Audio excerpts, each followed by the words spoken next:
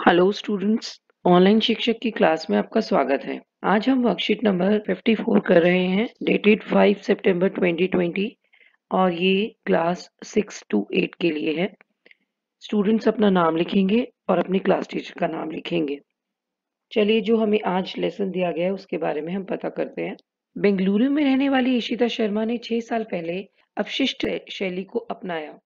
उन्होंने गणेश मूर्ति विसर्जन से होने वाले जल प्रदूषण के बारे में जाना। यह मूर्तियां प्लास्टर ऑफ पेरिस रासायनिक पदार्थ जिसका अपघटन होने में लगभग 1 महीना लगता है से बनी थी। मूर्तियों के साथ साथ श्रद्धालुओं ने पूजा सामग्री भी नदियों में डाली। इस साल लॉकडाउन से त्योहार मनाने के तरीकों में बदलाव आया है। लोग अपने घरों में ही इस भव्य उत्सव को मना रहे हैं। इशिता घर में मिट्टी से गणपति की मूर्ति बनाने के आसान तरीके ऑनलाइन साझा करती है। यह पूरी तरह से पर्यावरण हितैषी है और इसकी लागत भी ज्यादा नहीं है। यह किसी भी प्रकार के रासायनिक पदार्थों से बचने की सलाह देती है। उनका कहना है कि आप प्रकृति से मिलने वाले रंगों का इस्तेमाल करें या फिर सीधे रसोई में जाकर हल्दी चुकंदर से रंग निकालें। लोगों ने मूर्ति बनाने के लिए रचनात्मक तरीके जैसे चॉकलेट, लाल मिट्टी, सब्जियां और अखबार जैसे जैव निम्नीकरणीय यानी कि जो सूक्ष्म जीवों द्वारा कार्बन डाइऑक्साइड, जल और मीथेन जैसे सरल पदार्थों में तोड़ दिए जाते हैं पदार्थों का उपयोग करना शुरू कर दिया है। और नीचे आपको कुछ मूर्तियां दी गई हैं बच्चों। पहली वाली मूर्ति देखिए, यह है पूरी पत्तों से बनी हुई है। दूसरी मूर्ति अखबार से बनी हुई है और तीसरी मूर्ति फल सब्जियों से मिलकर बनाई गई है।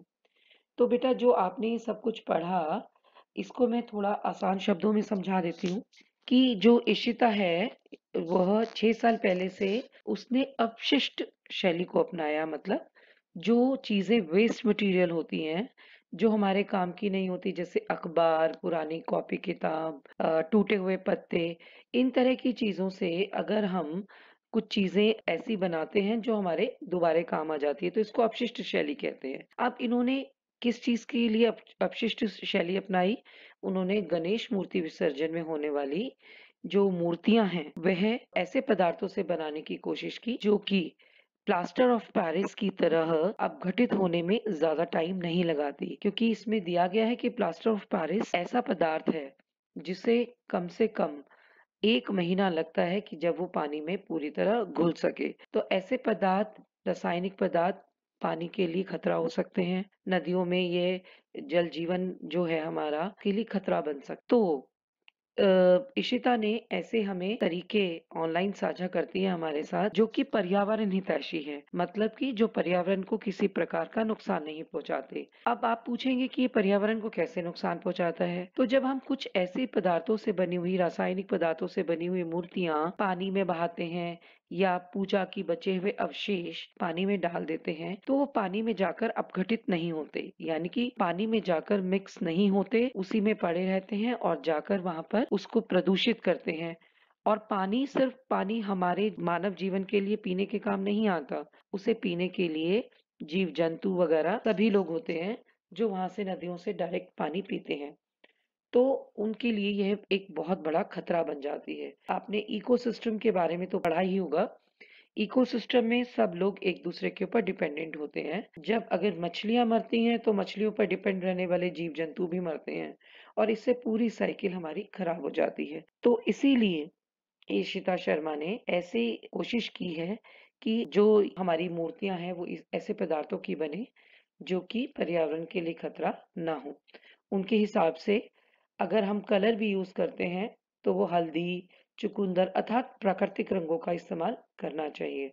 इसके अलावा बहुत अच्छा इन्होंने बताया हुआ है कि लोगों ने मूर्ति बनाने के लिए चॉकलेट घर में, क्योंकि लॉकडाउन में इस बार सबने जो त्योहार है वो बहुत सादे तरीके से बनाया और बहुत ही छोटे लेवल का बनाया। तो घर में छोटे चॉकलेट्स को यूज करके उन्होंने छोटे गणपति रखे, या लाल मिट्टी जो कि चिकनी मिट्टी में गेरुआ रंग मिलाकर बन सकती है। इसके अलावा फलों सब्जियों से मिलाकर गणेश जी की मूर्ति बनाना, या आपको पेपर मैशी के बारे में बताया गया था, तो उन्हीं का इस्तेमाल करके मूर्तियों को बनाया गया जो जैव निम्नीकरणीय पदार्थों से बने हैं, यानी कि वो जल में जाकर आराम से घुल जाते हैं और जल को प्रदूषित कम से कम करते हैं या बिल्कुल नहीं करते। तो चलिए अब हम इनके आधार पर जो दिए गए प्रश्न हैं उनको हल कर लेते हैं। लोगों ने मूर्ति बनाने के लिए किन पदार्थों का उपयोग करना शुरू कर दिया है? आपको क्या लगता है वह इन वस्तुओं का उपयोग क्यों कर रहे हैं? तो आपने ये अभी पढ़ा कि लोगों ने मूर्ति बनाने के लिए चॉकलेट, लाल मिट्टी, सब्जियां और अखबार जैसे पदार्थों का इस्तेमाल कर शुरू कर दिए हैं और ये इसलिए किया जा रहा है ताकि पानी में प्रदूषण ना फैले और हमारे पर्यावरण को कोई नुकसान ना पहुंचे। दूसरा क्वेश्चन है, निम्नलिखित पदार्थों को जैव निम्नीकरणीय और अजैव निम्नीकरणीय में बांटें। तो जैव निम्नीकरणीय बेटा वही पदार्थ होते हैं जो कुछ समय बाद आराम से पानी में घुल जाते हैं, विघटित हो जाते हैं। तो अब नीचे कुछ पदार्थ दिए गए हैं जैसे प्लास्टिक। आपको क्या लगता है ये जैव निम्नीकरणीय है? नहीं, यह अजैव निम्नीकरणीय है। यह कभी समाप्त नहीं होता, पर्यावरण में किसी न किसी रूप में रहता है और ये पर्यावरण के लिए एक बहुत बड़ा खतरा है। सब्जियां सब्जियां जैव निम्नीकरणीय हैं अवश्य ही, क्योंकि ये हमारी प्राकृतिक संपदा है और ये हमारे पर्यावरण को किसी प्रकार का नुकसान नहीं पहुंचाती।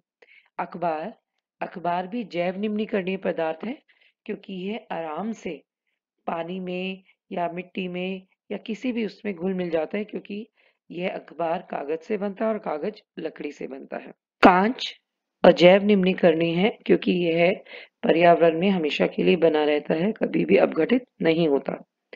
अगला प्रश्न है, पूजा सामग्री में कौन से अपशिष्ट पदार्थ नदियों में डाले जाते हैं? इस कचरे को निपटाने का कोई और तरीका बताइए।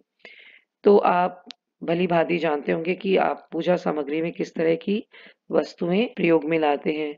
इनमें से कुछ चीजें तो कॉटन की रुई वगैरह होती है, धूप, अगरबत्ती और चावल आदि, कुमकुम वगैरह होते हैं। लेकिन अगर इनमें हम मूर्तियां जो हम डालते हैं वो अगर प्लास्टिक की बनी है या किसी ऐसे पदार्थ की बनी है जो पानी में जल्दी से नहीं घुलती, तो वह हमारे लिए पर्यावरण के लिए खतरनाक साबित हो सकती है। इस कचरे को निपटाने का दूसरा तरीका ये हो सकता है कि हम इन्हें गड्ढे खोदकर जमीन में डाल दें, अथवा कोशिश यही करनी चाहिए कि हम अपना जितना भी सामग्री है वह जैव निम्नीकरणीय इस्तेमाल करें, ताकि पर्यावरण को कोई खतरा ना पहुंचे। होपफुली आपको ये वीडियो पसंद आई होगी। अगर आप हमारे इसी तरह और वीडियोस देखना चाहते हैं तो इस चैनल को लाइक और सब्सक्राइब करें। Thank you.